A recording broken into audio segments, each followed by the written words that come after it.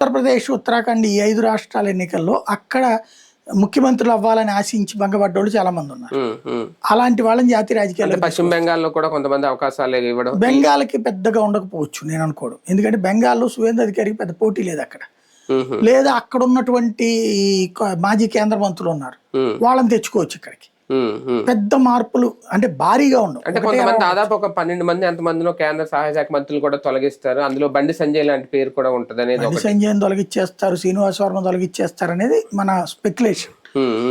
తొలగిస్తారా, add చేసుకుంటారా? కొంతమందిని పార్టీకి పంపించారు. ఆల్రెడీ మొన్న 2 కేంద్ర సహాయ మంత్రుల్ని పార్టీకి పంపించారు అధ్యక్షులు. తీసేసి ఆ ప్లేసుల్లో తీసుకుంటారని చూడాలి.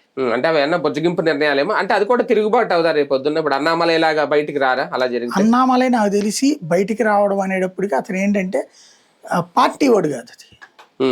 ఇప్పుడు కిషన్ రెడ్డి, బండి సంజయ్, శ్రీనివాస్ వర్మ మీరు బలవంతంగా మెడబట్టికి బయటికి గెంటేసినా సరే బీజేపీ ఆఫీస్ నేనని చెప్తారు.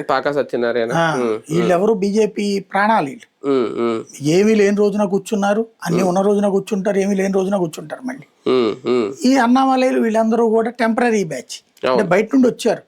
వాళ్ళు ఒక ఎమోషన్ తో వచ్చి అదే దాంట్లో కంటిన్యూ కావాలి. అయితే ఏమంత విశ్వాసర్మ లాగా ఉంటారు, సువేంద్ర అధికారిలా ఉంటారు, త్రిపుర ముఖ్యమంత్రి లాగా ఉంటారు. ఇదే మన దాని పేరేంటది